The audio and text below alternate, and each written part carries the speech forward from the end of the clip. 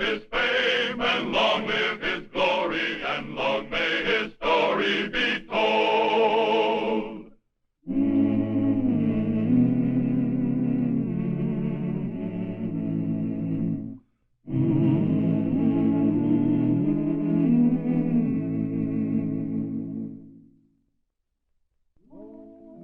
The greatest factor in Wyatt Earp's career as a Western Marshal was his intelligence. He could shoot quick, but he could think faster. Earp was a rough and ready psychologist who studied his adversaries while other frontier marshals had no idea but to shoot them down.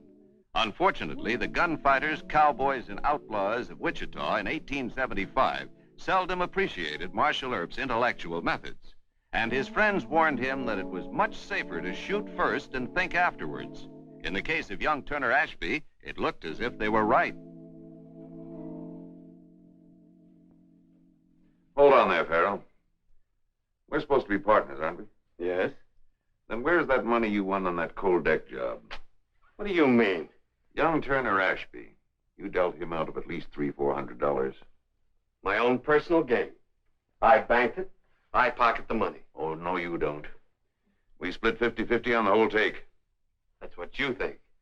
That's what I say. Come across, Farrell. Sure. Come across, Farrell. But not to your partner there. I'm the one you cheated. This will cover what I lost. If it's more than enough, I'll mail you the difference. That settles our argument. But it doesn't settle the way you've been cheating me.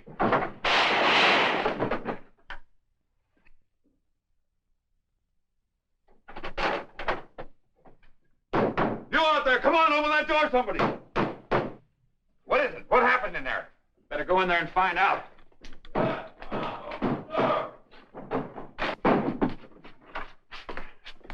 What happened?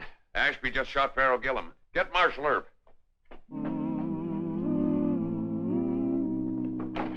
Farrell Gillum, my partner's been shot. I know, Gus told us. Right in here, Marshal. Clear case of murder, Wyatt. Turner Ashby held us up, and before Gillum could reach a gun, he was shot in the back. Sure it was Turner Ashby? I'm sure it was. He lost some money to Gillum and came here to get it back. Then he jumped on a horse and beat it out of town. You want to catch him, you better be quick about it before he reaches that wild bushwhacker country. He was shot in the back, all right. It's an odd-looking wound. How's that? We'd better talk about it in the office, Wyatt. The inquest will be held tomorrow, gentlemen.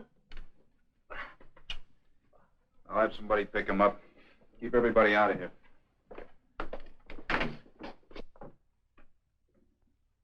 Now, you see why I didn't want to talk about it over at Denver Jones's office?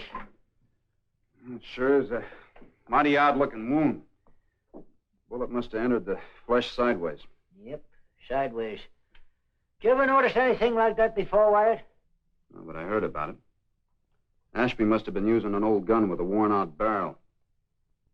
See, if the grooves in the barrel are rusted or worn smooth, it tips the bullet off center, makes it wobble, instead of traveling nose first. That's it. The case is solved. It is. Uh-huh. Now all you have to do is catch Ashby and test fire his gun. Thanks. Catching Ashby is just a minor problem, huh? What's so tough about that, Wyatt? I heard Jones say he'd gone to the Bushwacker country. Last time I went into that mess of rocks and brush, it was after Bill Thompson. Well, now, you caught him, didn't you? No. His brother Ben caught him for me. If it hadn't worked out that way, I might still be chasing Bill. Say, you do look worried, Wyatt. Well, I knew the Thompsons, but I don't know Ashby. The trouble about hunting a man that you don't know is that you might be dead before you get acquainted. Well, he had a pretty good head start on me. I better be going. Now, don't you come back dead. I got enough troubles as it is. Did you get that information on Turner Ashby? Yeah, Wyatt. This is about all I could get. He's about 29 years of age, owns a small cow farm on the edge of Bushwacker. He says he's lived in that section all his life. He's pretty hot-tempered, and he's right-handed with guns. That's all, huh? Yep. Well, I got a telegram from the colonel over at Fort Dodge. Said he was sending my Indian friend, Mr. Cousin, to help me. I'm to meet him at the North Trace going into Bushwacker come sunup. Mr. Cousin, you mean just you and the Indian? That's right. Well, aren't you going to take any of us deputies along? No. Take along the bunt line, though. Well, you just stay here in Wichita and keep everything nice and quiet. The only reason I'm taking along Mr. Cousin is because he's the best tracker that I know of. Wyatt, why don't you take me along? That's pretty bad country. You could get ambushed. Ashby's already shot one man in the back. Your wife wants you to stay alive. Well, how are you going to get word to us if you need help? Well, Mr. Cousin will send up a smoke signal. Come on, give me a hand, will you? Right. I'll be honest with you, Ollie. The only reason I'm going in after Ashby is because it's just too dull and tame here in Wichita. The bushwhacker country is lonely and silent as a tomb. It's an evil place for a man to face, and many have met their doom.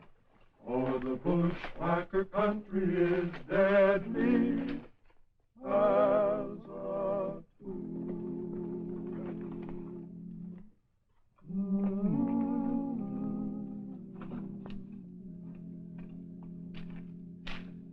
Morning, Mr. Cousin.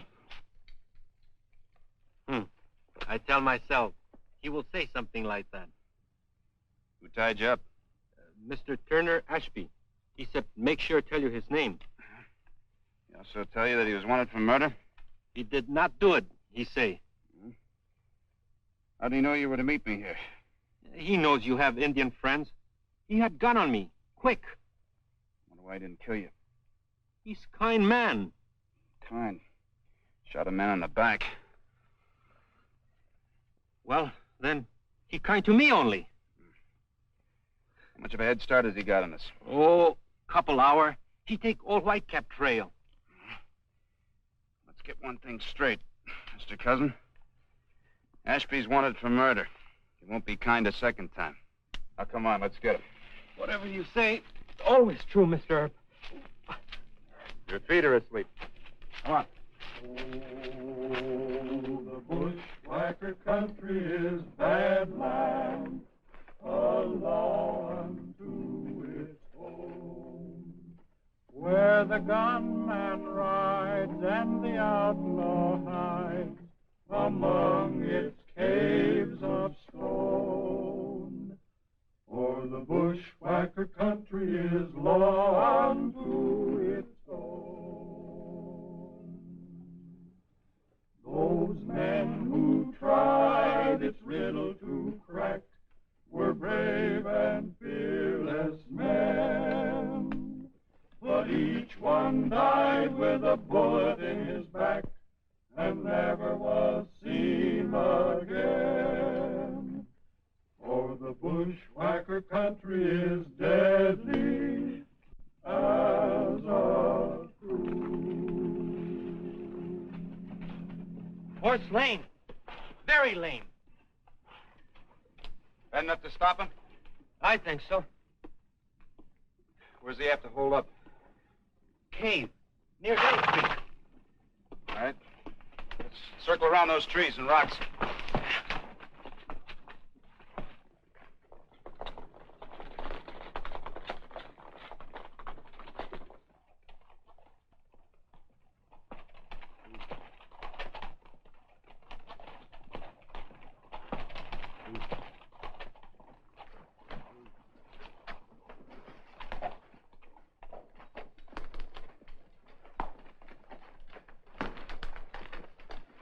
His horse.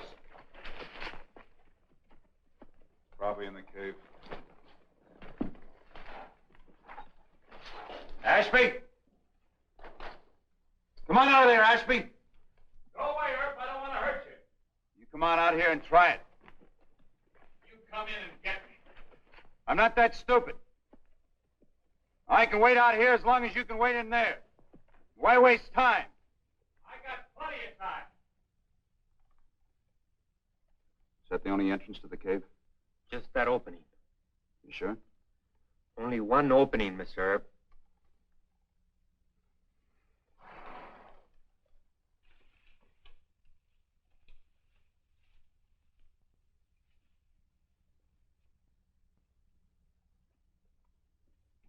Ashby, want to talk to you about that killing.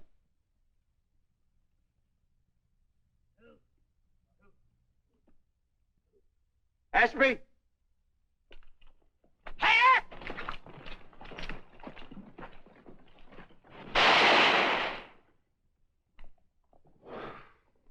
It's too great a range even for the bunt line. At least he knows we mean business. I'm big fool. No, it's my fault, Mr. Cousin. But I see only one opening.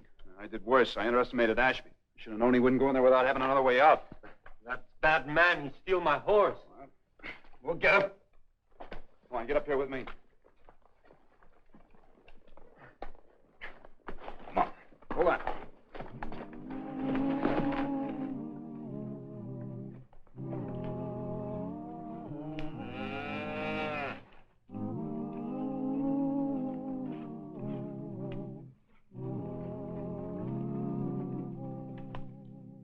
He stopped to help Doggy out of water hole.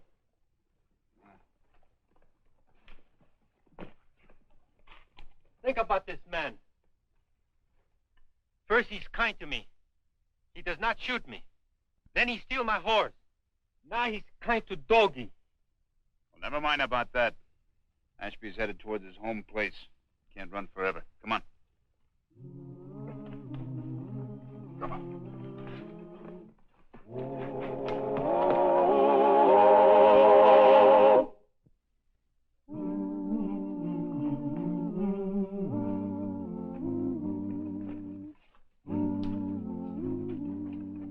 My horse.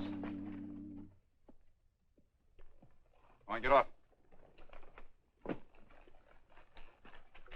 Ashby still might be there. You circle around back. I'll give you time to get there.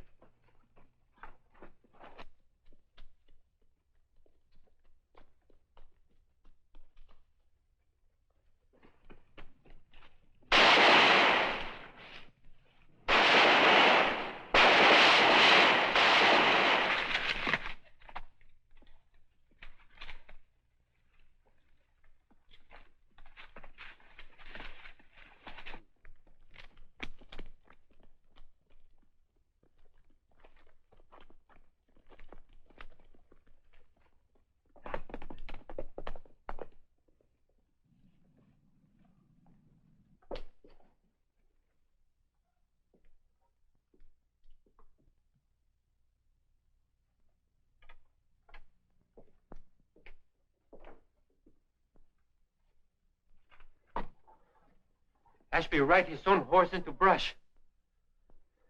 Leaving me a note. Nice letter. Listen. Wyatt Earp, dear sir. You and your Indian friend go back to Wichita. There's plenty of good food and cartridges. If you stay in Bushwacker, I'll have to kill you. Turner Ashby. Kind and thoughtful of him, huh? Man, give me back my horse. Sure. He shot at you, too. Bullet go high, though. Go on, finish it. You think I'll let Turner go, huh? He let us go, Mr. Earp. He could kill us 3, 4 times. From cave, from rock, from brush, from this house. Just wanted to let us get farther into Bushwacker. Maybe. You can stay here if you want. I'm going to go after him. Wait, my friend. This man know Bushwacker country more than me. You think we hunt him? We go after him, he be hunting us. All right, then. You stay here.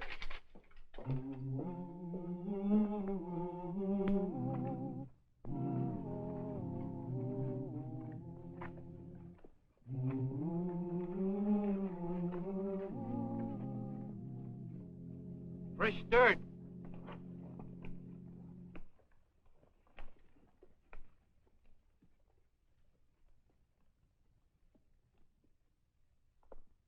Man, dismount here. Can't you read, Earp? I told you what had happened. Go ahead and shoot, Ashby. Just your kind of target.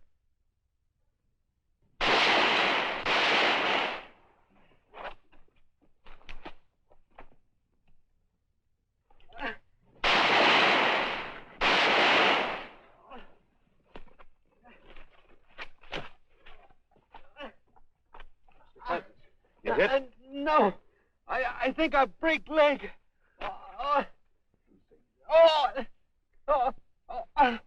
You're right. Now, hold on now. It's going to hurt.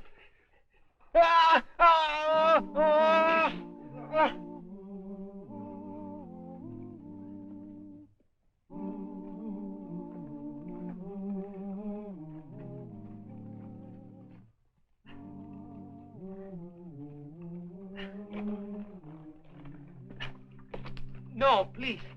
Ashby, catch us. Got to rest.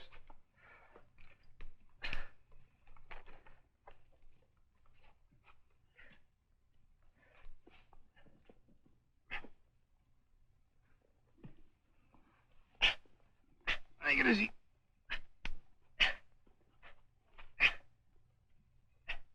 Oh. Watch. All right.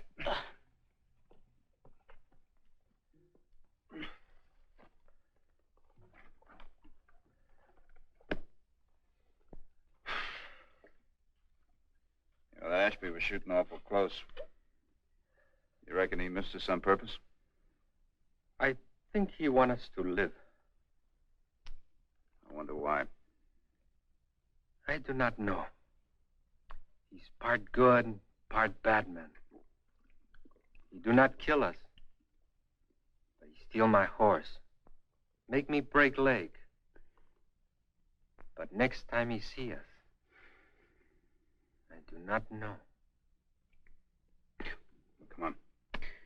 You take a nap.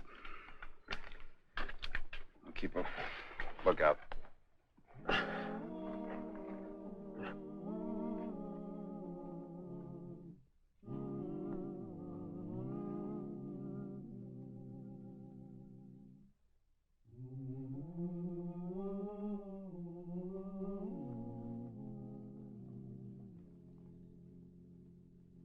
Hello, Ashby. Don't move. If I wanted to move, I'd have shot you as you came around that boulder. That gun looks almost new. Yeah, it is. What'd you do with your old one? I traded it in 3 months ago. Why are you so interested? Well, Gillum was shot with an old gun. It was so old it tipped the bullet sideways. I told your Indian I didn't kill him. So why'd you run? I held up Gillum for the money he cheated me out of. I heard Jones yelling that I shot him. Man doesn't like to hang for something he didn't do. I'm inclined to believe you. That's nice of you. You could have shot us in the back, but you didn't. What are you getting at? Why don't you come to Wichita? I'll find the man who shot Gillum. You'll be cleared. I don't trust you or any John Law. All right, suit yourself. One thing you ought to think about. Such as what? I'm going to take my friend here to Doc Fabrique and get his leg set. Then I'll be coming back. I'll hunt you day and night until I find you. Earp, I came here to tell you something. In Bushwacker, I do the hunting. Come alone or bring a posse. I won't be so kind-hearted next time. Front, back, or sideways, you'll get it.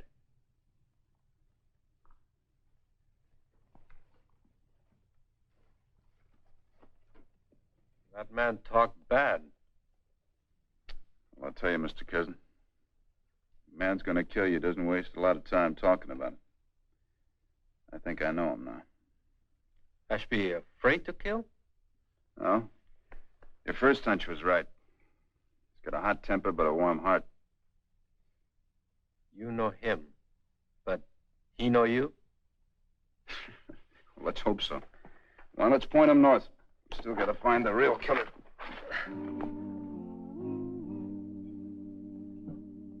You sure that leg is set good and straight? Huh?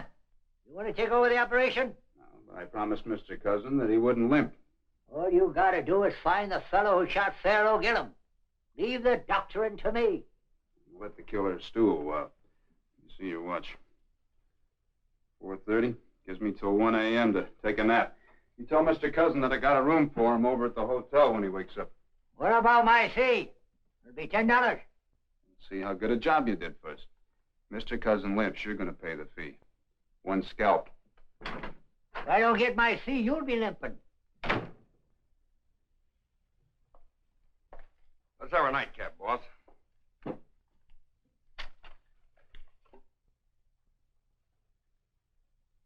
Take it easy. That Ashby fellow's on his way to Texas by now. Earp should have caught him. Our great Marshal can't even arrest a crazy cow farmer. Sure, but that's tough going down on a bushwhacker. Well, they tell me that Marshal Earp's been... Don't make excuses for Wyatt Earp. Sure. You sleep upstairs tonight. Everything's locked up. All right. Good night, boss. Don't worry about it.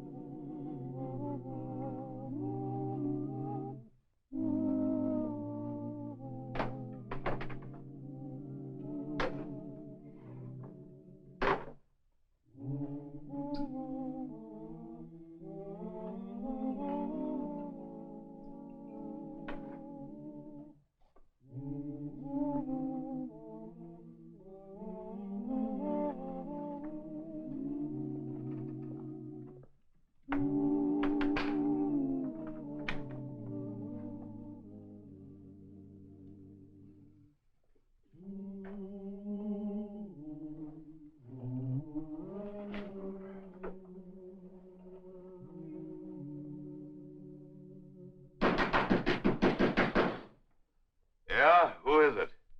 Turner Ashby. Wait a minute. Come on. Open the door, I'll break it down.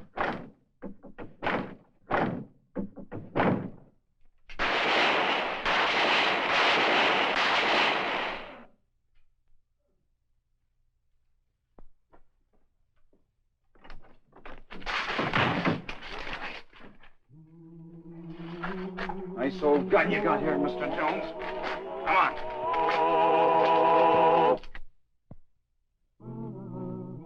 Marshal Earp, you say you can produce some exhibits in your case against the prisoner here? That's right, Your Honor. Ollie? This first exhibit, Your Honor, is the hindquarter of beef. The second exhibit is that door, which was taken from the rear of Denver Jones's saloon. The third exhibit is this old gun, which I took from Denver Jones last night when he fired at me through that door. Dr. Fabricius testified that Pharaoh Gillum was killed with a gun that turned the bullet sideways. Now, that door is so badly splintered that I can't tell which way the bullets were traveling. With the court's permission. Did you get down here, sir? A bullet spinning properly makes a round hole in flesh. As you can see, this one wobbled and entered sideways. Yes, but I don't see... That still don't prove I had the gun on the night Pharaoh was shot. I tell you, Turner Ashby killed him. If he was innocent, why did he run away? How do you answer that, Marshal Earp? The prisoner has a good point there. Your failure to apprehend the other suspect in the case leaves the court in doubt. Turner Ashby will come back, Your Honor. What assurance have you of that? Well, sir, I hunted him and he hunted me. We got to know each other. I'd appreciate having a little more time. You've made a good point, and the prisoner's made a good point. I'd like a little time to consider this myself. This case will be resumed Tuesday morning at 9 o'clock. Thank you, sir. Court's adjourned.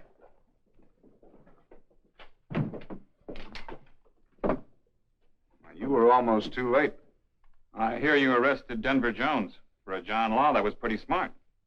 For a man on the run, it's always pretty smart to stop running. I asked for a postponement, but now we won't need one. Come on. Well, he cleaned up the country, the old Wild West country. He made law and order prevail. And none can deny it, the legend of Wyatt forever will live on the trail. Oh, Wyatt Earp, Wyatt Earp, brave, courageous, and bold. Long live his fame, and long live his glory, and long may his story be told. Long may his story be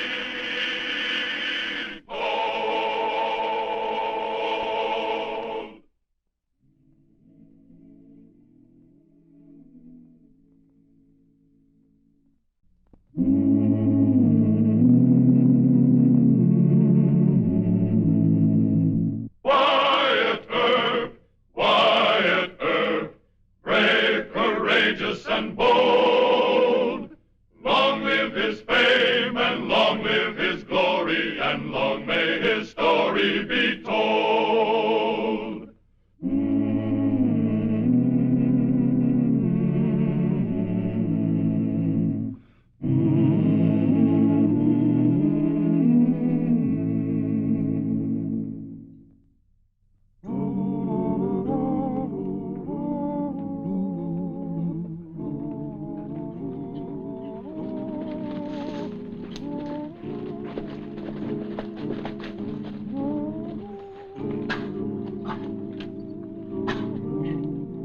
On the western frontier of 1875, a tragic phase of lawlessness was the range war.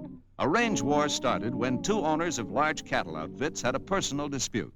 Then it spread to cowhand retainers of the cattle barons, with professional gunfighters hired by both sides, making the war hot and deadly. Thus, when the Wades and the Fentresses invaded Wichita, Marshal Earp had no choice. He must break up the fight or the city streets would become their battleground, and every Wichita citizen might suffer the fate of the innocent bystander. Hold it! Break it up! Break it up! What's the matter with you fellas anyway? You know better than that. Get the gun! Come on! Come out of there! Come on! Back up there! Back up! Get back! Come on, please. Come here. Can't do that to a Wade man. What's it fight? Hey, stop it! Stop it! It's what you wait a minute! Stop it! Wait a minute! Stop it or I'll get a gun and I'll shoot every one of you! Break it up! Break it up! Break it up! Come on! Stay out of this! I said break it up! Break it up! Shall I take them all to jail? Any of them drunk? Well, they don't seem to be. I want him and him and him arrested. Arrest all 6 of them. They're Wades from the Bar W. They jumped 3 of our men and it just wasn't... Hold it! Any of them are hurt, take them back for break. Turn the rest of them loose. Marshal Earp, are you on the Fentresses side or on the Wades? Who are you and where do you live? I'm Mary Ellen Fentress.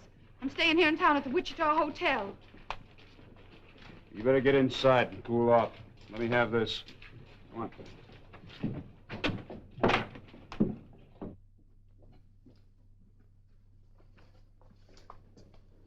Now, you sit down and cool off. And I suppose you'd like to know what makes me tick. You must be Colonel Fentress's granddaughter. Lazy H outfit, hmm? Yes, I am. And there's going to be one real sure enough fight when my grandfather gets to town. Oh? He's put up with old man Wade for years and years. Haven't you any sense of justice, Mr. Earp? Well, there are always 2 sides to every argument, Miss Fentress. Those Wades jump our range, they rustle our steers, they bribe the cattle agents so they can load first at the freight pens. Now they bought up all the rooms at the Texas house. Colonel Wade's coming into town, huh? Don't call him a colonel. He was only a brevet colonel and a plum coward. Well, I never argue with ladies. I'm sorry. I hope you'll forgive me for losing my temper. But it was 6 against 3, and well, my blood just about boiled. Yeah, I know. I bet you've lost your temper a few times. A few times, but, you know, that's one of the worst things a peace officer can do. Peace. Can't be any now. The Wades are loading guns. They've come into town for the finish fight. Wyatt, we're going to need some more men. The Wade boys just went into the Texas house and cleaned the gun rack. You see? Where are the Fentress men? Well, Doc Fabric's patching them up. All right, let's go down there. Just the 2 of us, Wyatt? That'll be plenty. We'll go in the back door. I'll go too. No, you stay here and start trying to act like a lady.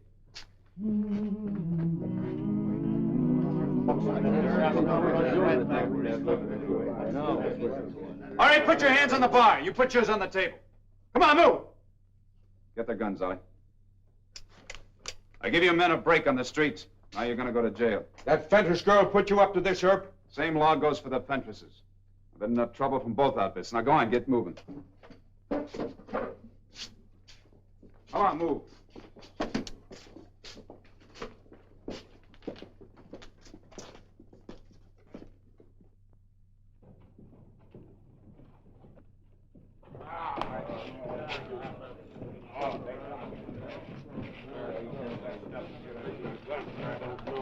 Come on, move. Hold it. Mary Allen said they beat up on 3 of our boys. Oh, you're Fentress men, huh? Well, climb down, both of you. Oh, sticking up for the Wades. Then climb down.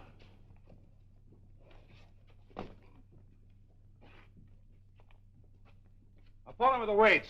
Go on, move.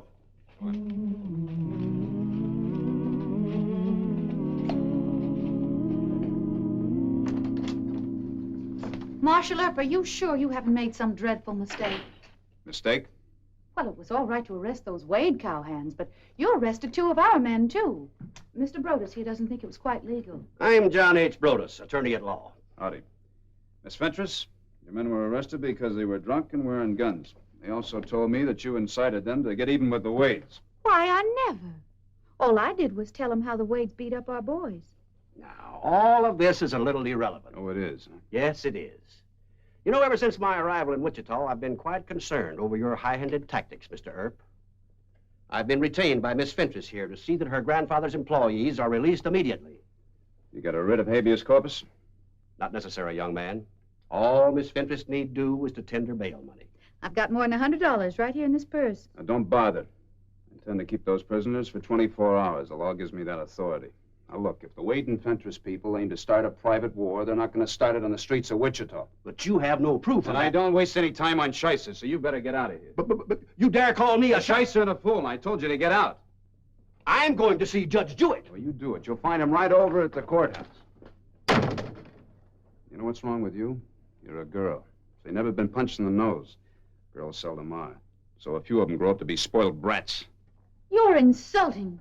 But perhaps you're not gentleman enough to know that. And you haven't got enough brains in your stupid little head to know what you're trying to start. A range war isn't romantic, Miss Fentress. You've seen a lot of men beaten. You want to see them killed, too? Yes, every one of those Wades. Oh. And where will you be? Wringing your hands in the parlor, I suppose. Sniffling about all the Fentress men that are killed. Well, you make me sick. Now, you get out of here, too. My grandfather will shoot you. He's got more brains than to try it. And you tell him for me, if he shows up in this town wearing a gun, he'll wind up in jail. I'll tell that to Wade, too. What did she do to rumple your... Forget it. How many deputies have we got? 7, counting me. All right, send 5 of them over to Texas House. You tell them to arrest every Wade that shows in town wearing a gun. Yes, sir. I'm going over to the Wichita Hotel. I think Fentress will show up this afternoon. You and Paul join me over there later. Right. Oh,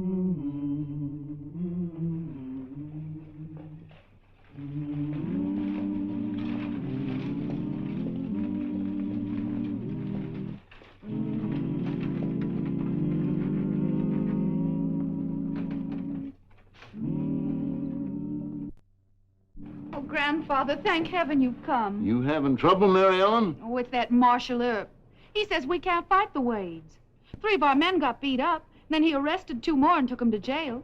And when I got a lawyer to try and get him out, why, he said just dreadful, insulting things to me. He did, huh? He treated me like a poor, trashy nobody. Then he took our lawyer and just shoved him out of his office. I reckon we'll drive straight to the calaboose, Curly. That Earp has needed a teaching for a good spell. Hold on, by Jove! You Colonel Fentress? Oh, I am, sir. Then you're under arrest, sir. Don't you dare try to You take stay him. out of this. She's been trying to start a free-for-all ever since this afternoon. And you think you can stop it? Well, if you and Colonel Wade haven't got enough sense to stop it yourself, then I'll have to do the job for you. The jail's right this way, sir. I won't be there long. No, you won't, Grandfather. Mr. Brodus is seeing the judge right now. And why don't you arrest Wade? I intend to, as soon as he shows in town. It's too bad I can't arrest you, too. Now, let's get going. Don't worry, honey. He'll pay for this.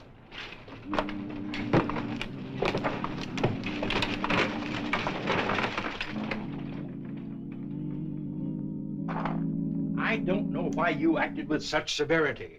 Colonel Wade and Colonel Fentress may be just blowing off steam. Not this time, Judge. They told their men to fight it out. But you don't know that. Well, Fentress is right in there. Go ask him point blank. Oh, hang it on, Wyatt.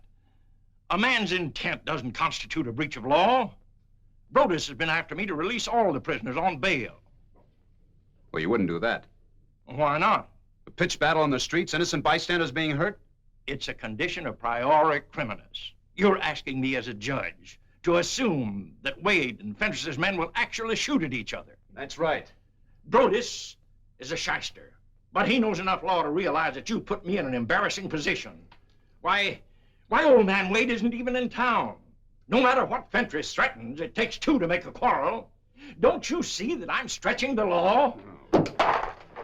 Don't lose your temper, Wyatt. Oh, I think I'm doing right well, considering there's a range war about to bust loose in this town. And you quote Latin. Let me tell you... Oh, wait a minute, Judge. You listen to me. If you grant those men bail or sign writs of habeas corpus, I won't honor the papers. Indeed. Now, you're the judge, but I'm the marshal. If Brodus gets you to sign papers, they have to be enforced. Well, I won't enforce them, and neither will my men. Do you realize what you're saying? I took an oath to keep peace in Wichita, and that's what I aim to do. As long as you're a marshal. Well, sir, in order to remove me, you have to have a trial. Mayor Hope is out of town, so you can't fire me. Wyatt, don't put... Excuse me, Wyatt. Old man Wade just got in.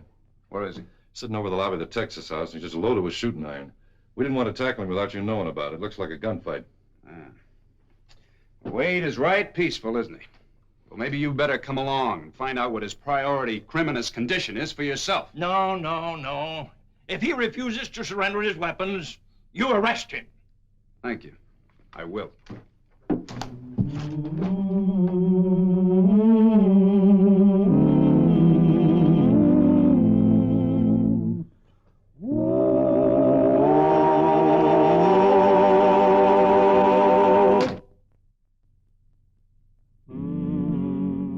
And another thing, Earp didn't throw Fentress and his boys in jail to stop a fight.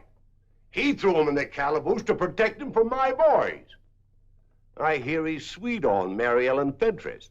What kind of a law is that? A short-horned marshal taking sides with Fentress. I ask you. Colonel? Now, don't get scared, son. Just keep your hands away from your gun. Marshal Earp says you'll either have to check those weapons or be arrested. Well, so that's what Earp says, eh? Yes, sir. Well, you just tell him to come here and try and arrest me. That's what I'm waiting for. What's the matter? Didn't you hear me? I said tell him. I'm right here, Mr. Wade. Yeah, that's just what you do, Earp. Sneak up behind a man. I didn't want to have to kill you. A typical sneaky Earp trick. Come on, stand up. We'll take a little walk to jail. I'll have a lot of my boys here around sunup. How long do you think I'll stay in jail? Just as long as I want you. Now get your hat. Yeah, I heard about you.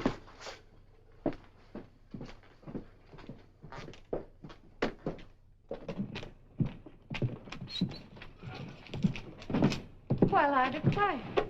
It's Brevet Colonel Yellow Jack Wade. You just better stay in jail if you know what's good for you. Let's go. Marshal Earp, please. I was wrong. You did arrest Colonel Wade. I'd mighty well like to apologize. All right. Please. Can't we be friends? Why? Well, I just might be able to persuade Grandfather to call off the fight. Why would you do that? Well, in all my life, no man ever talked to me the way you did. And it started me to thinking. If you'd escort me to the lobby of the Wichita Hotel, I'd mighty well like to talk it over. All right. And then I got to thinking, what's all this awful fussing about? Just because Grandfather says Wade didn't support the 9th Virginia Regiment at the Battle of Malvern Hill. That was 12 years ago, Mr. Earp.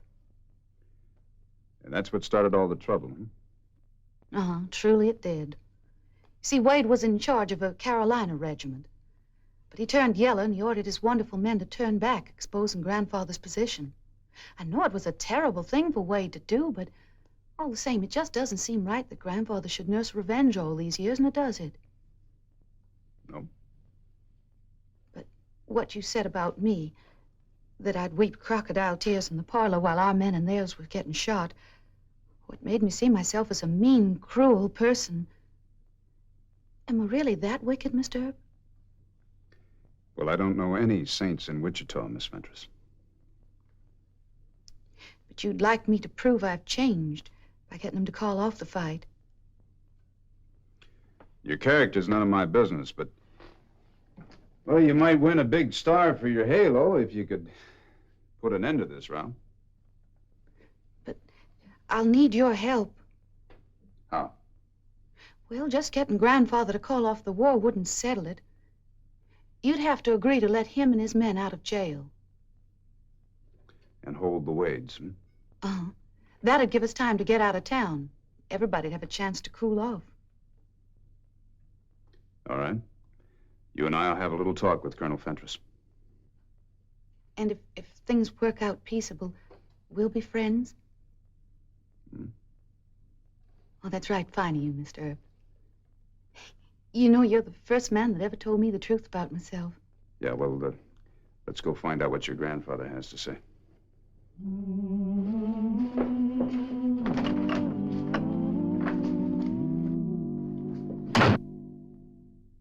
I'm sure Grandfather will listen to me. I hope so. Mary Ellen, what are you doing here? Grandfather, I've come to an agreement with Mr. Earp. He's going to turn us all loose if you promise to stop fighting the Wade. Oh, I thought so. Earp is a good-looking scamp, and he's turned your head. Grandfather, how can you say such a thing? Forget it, Miss Fentress. Colonel's determined to have a war. I make no deal with you, Earp. I don't have to. No? Brothers has telegraphed the governor, and the governor is a personal friend of mine. Grandfather, I've given... Mind your manners, Mary Ellen. No lady would associate with a fellow like Earp. You go along back to the hotel. Immediately. You and that small-town judge will soon be out of jobs. Paul? Send Colonel Wade in here. I'm going to make you the same offer I made to Fentress. I'll keep him and his men in jail here for a while and let your crowd go free, if you'll promise to get out of town. And make peace, I suppose. I don't care what you and Fentress do outside the city limits. But I'm not going to have any gunfire in the streets of Wichita. You're bluffing with a poor hand, Earp. A pair of deuces. Oh, I am, huh? Yes, you are. Of course, Fentress wired the governor and we'll be out of here by morning. And so will you, Sonny.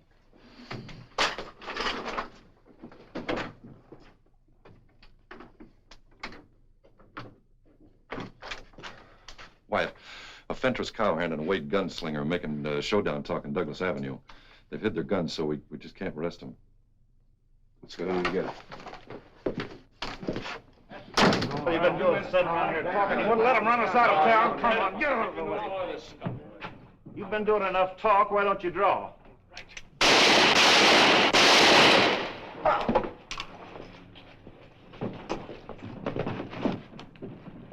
This one's dead. This one's still breathing.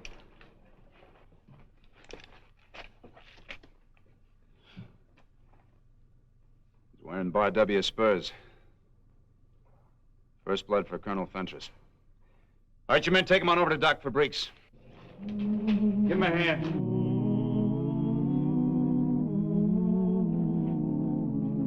Lift him careful.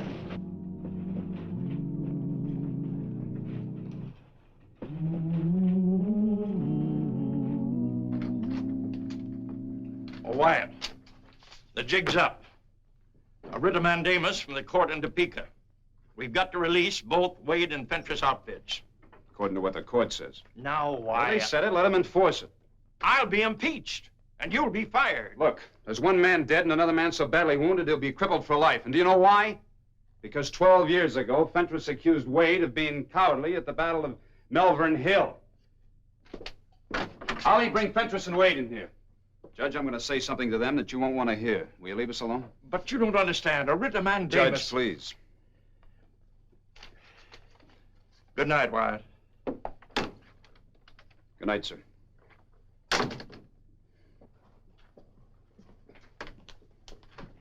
Have a seat, gentlemen.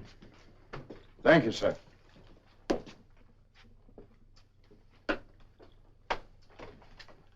Colonel Wade, one of your men was just killed in a gunfight down at the Texas house. Oh, that's too bad. Yeah. Colonel Fentress, your man was shot up so badly he'll be crippled for life. I'm sorry to hear that. No, neither one of you cares a hoot. They're both just nobodies in your own private little war. All right, gentlemen. Come morning, you'll have your own little private war and your own little private battlefield. Battlefield? What do you mean? I mean that you and Colonel Fentress are going to fight the next battle all by yourselves. These are your guns. You suggesting a duel, sir? I don't care what you call it. But tomorrow morning, my men and I are going to take you to Denby's horse barn. There's nice thick walls so that no innocent bystander can get hurt. This is your fight, isn't it? Yes, of course. Well, then I assume you have no objection to fighting it out personally. Or would you rather have it fought by boys who never even saw Malvern Hill? No. I'm ready. So am I. Good. I just hope you're both as brave as your hired hands. Oh, and don't worry. If either of you is killed, your great attorney, Mr. Brodus, can appeal it to the Supreme Court. Have a good night's rest, gentlemen. Good night.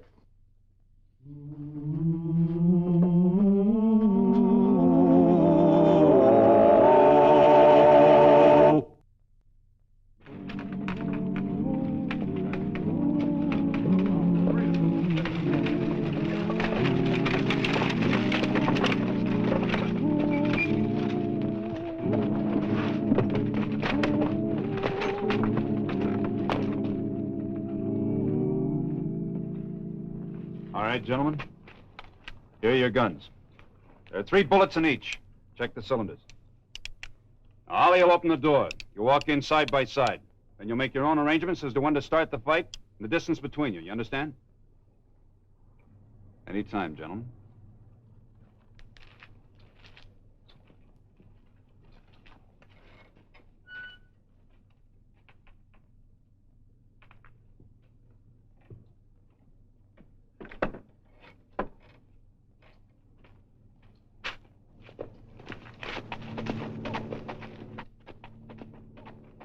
Grandfather!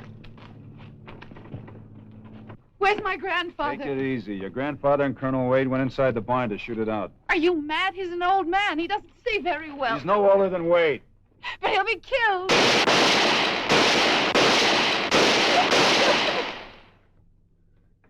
It's 6, Ollie. Open the door.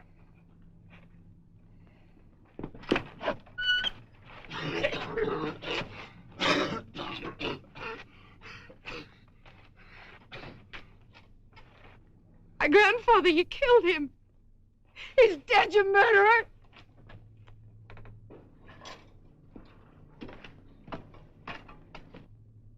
Grandfather! Grandfather, thank heaven. I'm all right, honey. Wretched bad shooting. Take him to Doc for Breeks. I hate you. Oh, there, Mary Ellen. The war's over. Jack and I decided we've had enough. Come on, Jack.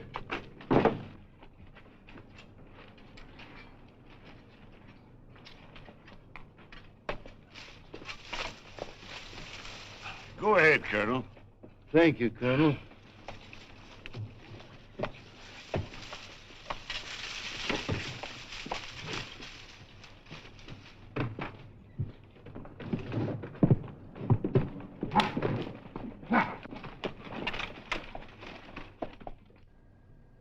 I'm sorry. I lost my temper. I lost my temper, too, but I'm not sorry. Just for once, the old fools who started a range war had to fight it out themselves. Please. Can't we be friends, Mr. Earp?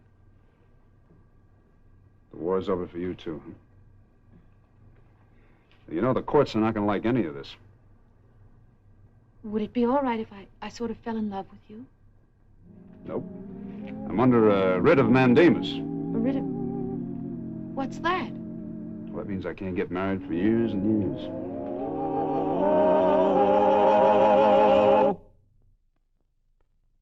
Well, he cleaned up the country, the old Wild West country. He made law and order prevail. And none can deny it, the legend of Wyatt forever will live on the trail. Oh, Wyatt Earp, Wyatt Earp, brave, courageous, and bold. Long live his fame, and long live his glory, and long may his story be told. Long may his story be told.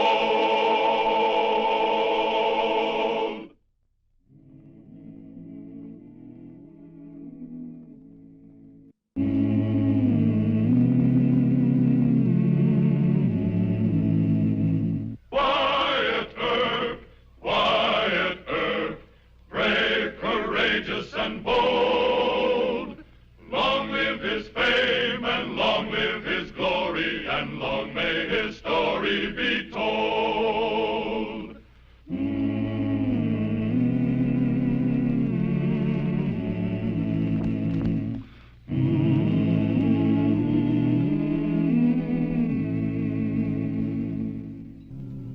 When Marshal Wyatt Earp moved on to Dodge City after taming Wichita, he found that Dodge was a right mean little town.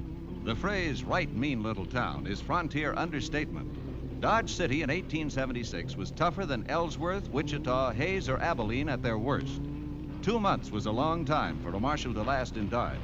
In less than 2 years, 85 bodies had been planted in the town cemetery, known as Boot Hill. It was called Boot Hill because its residents died with their boots on. The gamblers, the painted ladies, and the gunfighters of Dodge were betting that Mr. Wyatt Earp would be the next occupant of Boot Hill.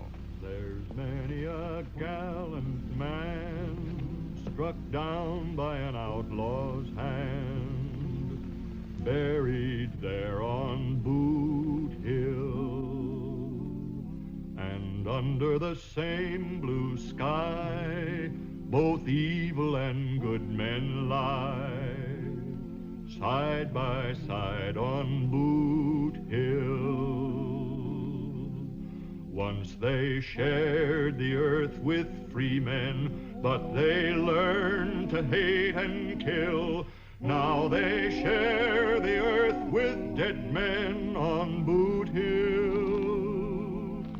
So traveler, walk with care, or you and those boots you wear may tomorrow be in their company, lying cold and still on Boot Hill. Al Treadway, killed by Marshal William Rivers. No more rivers to cross. Oh, howdy. Howdy.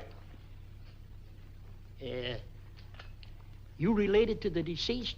Oh, no, I'm just coming into town. Thought I'd stop by. This is your Boot Hill, huh? That's right, mister. I'm Pete Bradshaw. I'm the sexton. I guess that's what you call it, but mostly I just dig graves. You got a funeral today, huh? Well, it ain't certain. The boys told me to get a grave ready. They aim to kill this new marshal that's coming here, Wyatt Earp. Oh? Yeah. You see, they chased Jack Allen, that's the old marshal, out of town. So George Hoover, that's the mayor. So George up and he hires this Wyatt Earp by telegraph. Seems like this here fella Earp made a big reputation in Wichita. Yeah. I reckon this is big enough for Earp. Well, it might be a little bit longer. Oh, you know Earp? Hmm. How tall is he? Oh, he's about, well, I'd say just about my height. Well, you'd run to about 6'1"? Just about. 6 inches I'll have to add onto this grave. Sure glad you come along, Mr. Earp. Yeah, Earp. Huh? You joking with me? Well, I never joke in cemeteries, Mr. Bradshaw. But you're just a young fella. You ain't hardly more than a boy. Guess I kind of aged fast. I kind of put my foot in it, didn't I? Don't worry about it. It's seeing you're such a good sport. I'm going to give you a tip. Huh? Don't walk down Front Street. That's the main drag. They'll be laying for you along Front Street. They will, huh? Yeah. Hoover and the deputies are holed up in the jail. That's on the plaza. So you go down one of the side streets and kind of sneak in the back door of the jail. That's my advice. Thank you, but aren't you kind of talking yourself out of a good job? Well, if it ain't you, it'll be somebody else. And this hole ain't gonna run away. Well, good luck, Mr. Earp. Thank you, Mr. Bradshaw. And say you might make that about 6 inches wider, too. I like a lot of elbow room.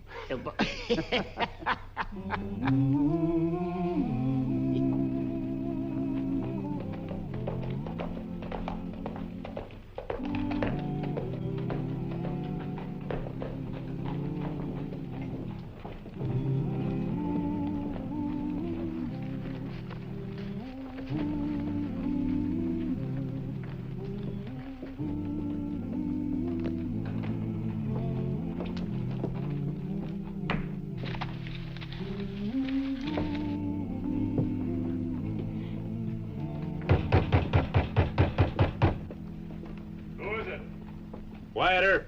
I'd like to talk to Mayor Hoover.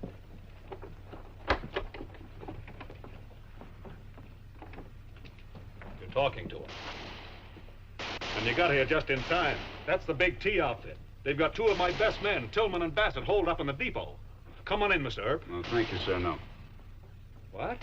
Well, all I want right now is my appointment as Marshal and the star that goes with it. Well, the telegram I sent you was your appointment, and here's your star. What's all the rush? Well, I gotta take a little walk down Front Street. I understand the boys are expecting me, and I'd kind of hate to disappoint them. What about Tillman and Bassett? Oh, that can wait for a half hour or so. Thank you, Mr. Mayor. See you soon. I hope.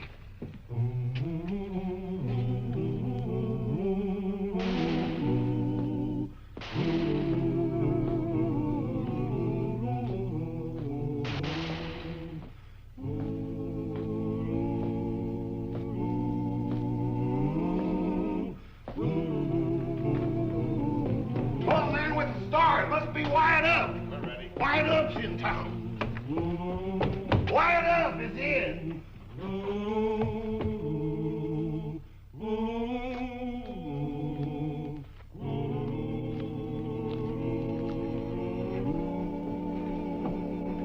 Hey, you Wyatt Earp? That's right. Take care of your friend.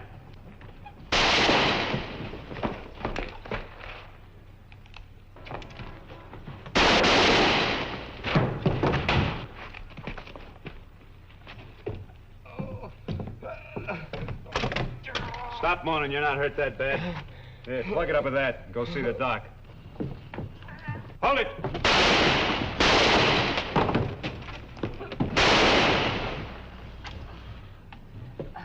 Go pick up your friends.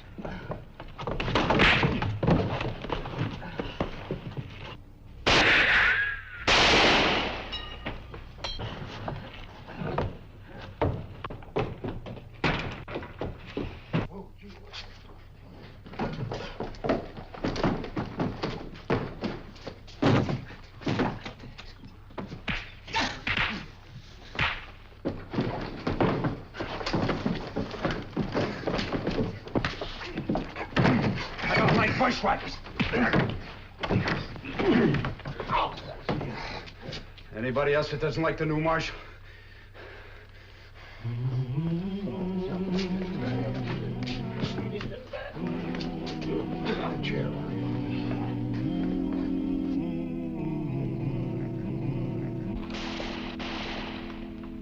Who done that? I did. Wyatt Earp, all right. Rousting Front Street's a waste of time. Why don't you go over to the depot? There's a little war on. It'll keep. I've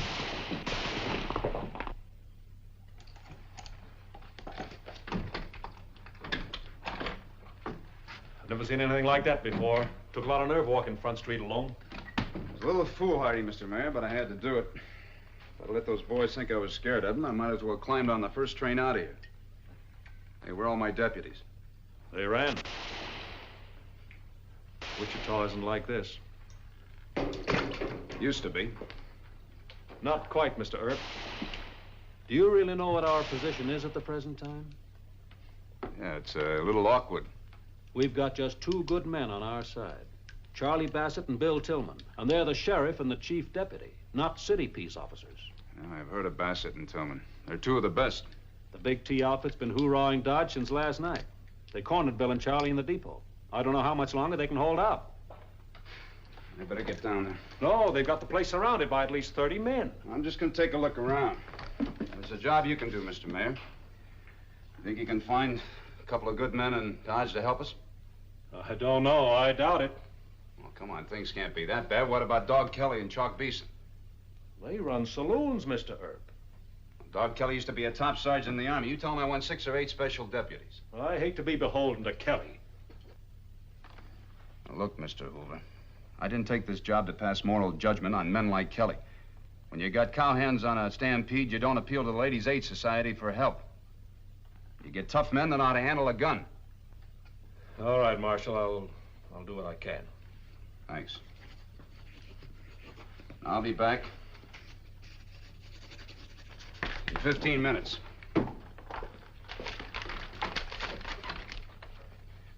You have me some deputies.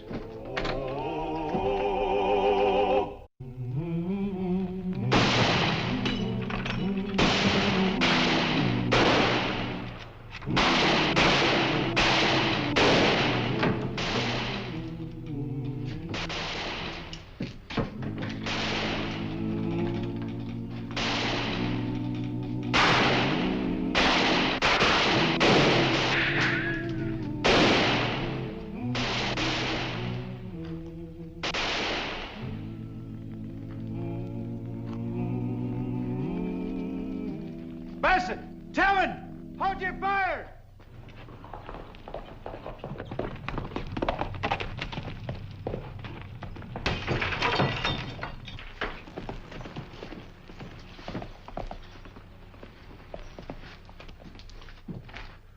Who was that fella? Wyatt Earp. What does he say? He says to hold on and not try to make a run for it. He says he'll be back in 20 minutes with enough help. Enough help? What's he got, an army? He's a good man, Charlie. I'm for taking his word. Hey, Tillman! Bassett! Come out with your hands up. Come out or we'll fire the depot. How many cartridges you got left? A couple of dozen.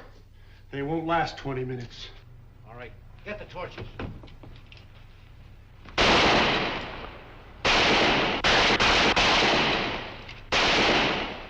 Listen, Kelly, Earp says it'll take only 6 or 8 good men. He's sure he can handle it with that many. Earp must have let his head swell in Wichita. He calmed down Front Street, didn't he? Front Street ain't the big T outfit.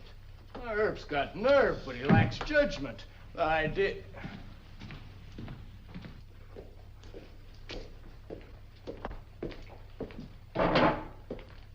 Mr. Kelly won't throw in with us, Marshal.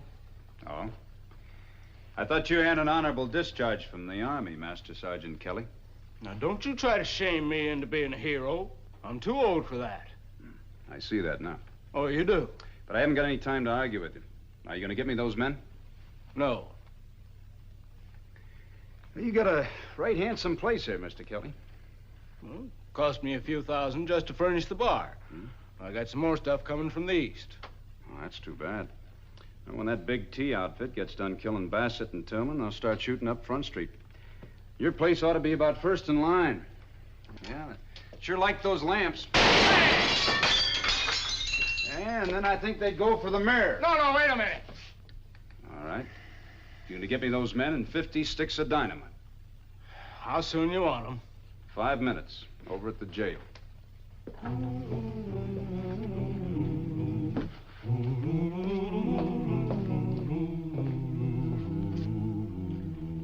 All right, and there's no sense trying to knock those big T's out of their ambush. We haven't got enough men, and it'd take too long. All right, how'd you do it in Wichita? Well, I'll tell you, Mr. Kelly, in Wichita, we never let things get this bad. Everybody there was right proud of their town. Yeah? I got the best saloon in Kansas. Now, you going to brag about your saloon, or are you going to listen to my plan? Go ahead. I noticed the cattle pens behind the depot had a lot of steers in them. Who owned them? Big T. That's good. We'll dynamite the pens. Dynamite the pens? That's right. It's the only way to run out the big T's. They'll be so busy chasing steers, they'll stop shooting at Tillman and Bassett. All right, but let me warn them what we aim to do first. Those boys are my customers. Mr. Kelly, I don't care anything about your saloon trade. They're shooting at peace officers. Now, are you with me, or do I go in there alone? Earp, you're the most violent peace officer I ever met in my life. But we're with you. Good. All right, all of you grab a couple of bundles. Bassett! Tillman! Come on over your hands up! How many we got left? Just 4 apiece, Charlie. Earp's not coming. Let's go out and make these 8 shots count. Come out or we'll fire the depot! All right. Get the torch. All right, you 3, take the north side. You 2 come with me. You know what to do. Let's go. Cover us.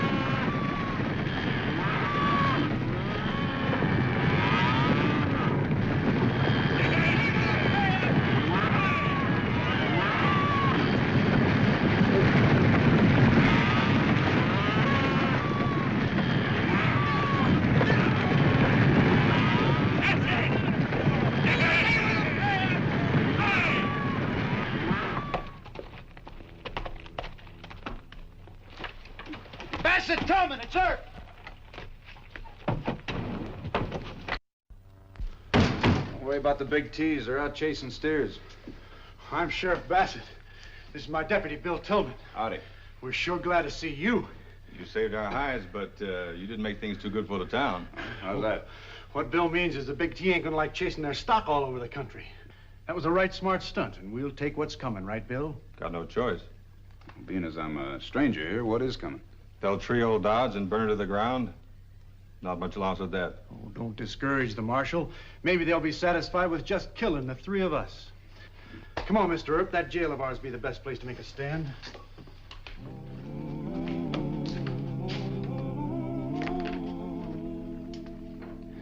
Mr. Mayor, I think this is all wrong.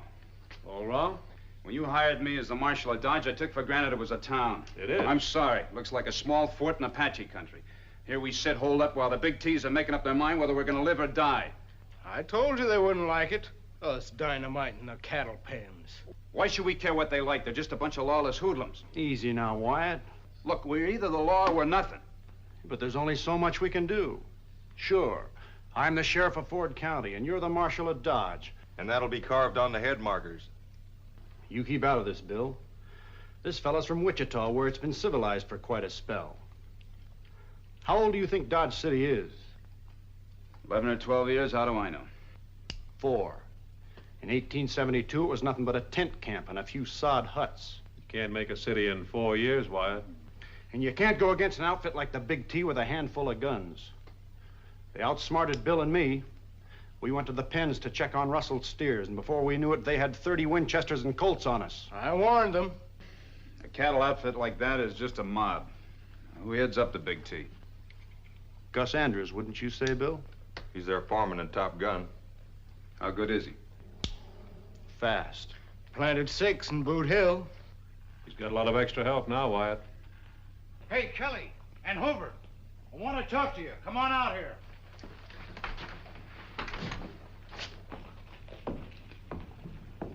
Gus Andrews is plenty sore at you. Is that so? Yeah, he says you got to pay $20 a head for 9 steers. Also, he wants those pens rebuilt by noon tomorrow. Hold it. Yes, Sonny. Gus Andrews isn't giving any orders to Mayor Hoover. You go tell Mr. Andrews that I want him for inciting a riot and for shooting at peace officers. Oh, no. Shut up! You tell Mr. Andrews to ride into Dodge alone and give himself up. If he's not here by sundown, I'm coming after him, you understand? Don't make me laugh.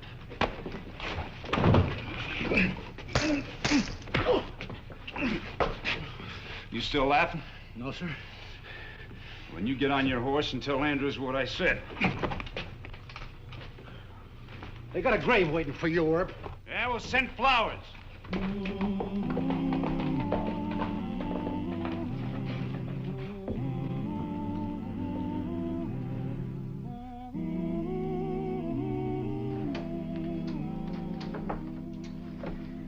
I reckon Mr. Andrews isn't coming into town.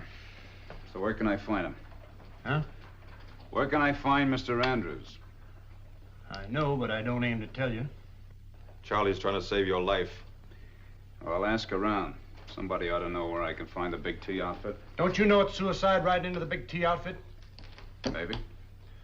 Bill, you talk to him. No business of mine. Come on, it's your move. You made a reputation for yourself in Wichita and Ellsworth. What good's that going to do you if you wind up on Boot Hill? Well, I'll tell you, Mr. Bassett, I learned something in those towns. A mob isn't 20 men, 50 men, or 100 men. It's one man, its leader. In this case, it's Gus Andrews. That's why I'm going after him. Now, you can do me a big favor. Does Andrews have a high forehead or a low forehead? High. What brand of Stetson does he wear? Pride of Texas, like all of Big T. 2-inch sweatband, huh? Thank you, sir. A pleasure meeting you, Mr. Tillman. I'll be at your funeral.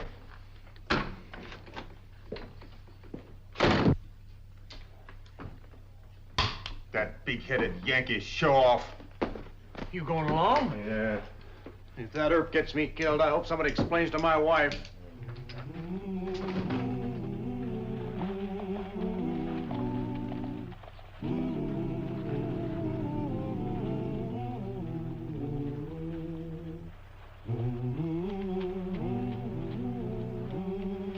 Where do they think they're going?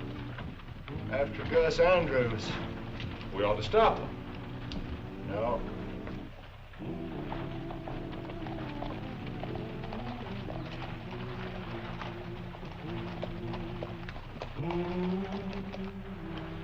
Earp, Bassett, and Tillman. Now, there's a sight you maybe won't see again in your lifetime. Three greatest peace officers ever lived. San Antonio, we didn't have the trouble. These guys didn't want to. What year was that? 1952. I don't know.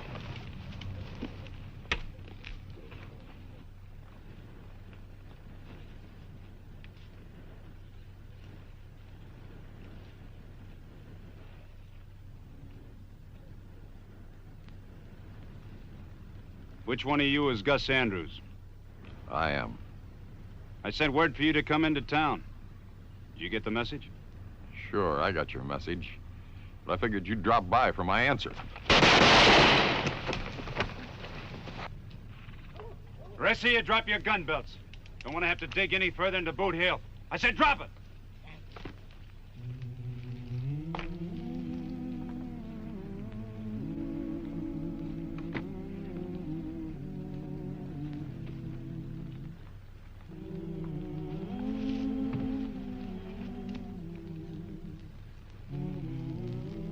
Give me in with Gus. The other two are dead. What about Gus?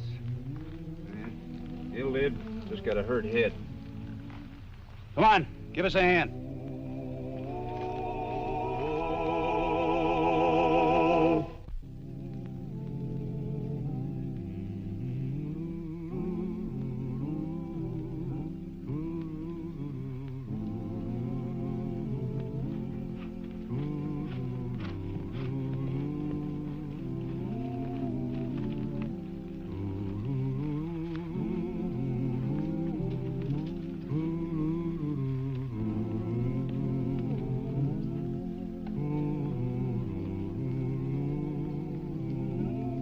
Morning, Mr. Bradshaw. Earp, I thought this was for you. I'm sorry to disappoint you, but we had a little change in plans. I just got word to dig another. Who are these two for? Well, I don't know. Sheriff Bassett and Deputy Tillman are getting the names, and they're making the arrangements. Was you in the fight? Mm-hmm. Well, how come you missed? Well, just lucky, I guess. You know, one of these days we're going to have to close this Boot Hill section. Close it? Why? It's given Dodge City a pretty bad reputation. And anyway, as a new marshal, I don't think I could give you too much business. You must be pretty poor hand with a gun. I guess you're right.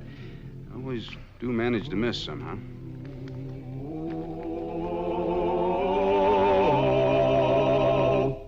Well, he cleaned up the country, the old Wild West country. He made law and order prevail. And none can deny it, the legend of Wyatt forever will live on the trail. Oh, Wyatt Earp, Wyatt Earp, brave, courageous, and bold. Long live his fame, and long live his glory, and long may his story be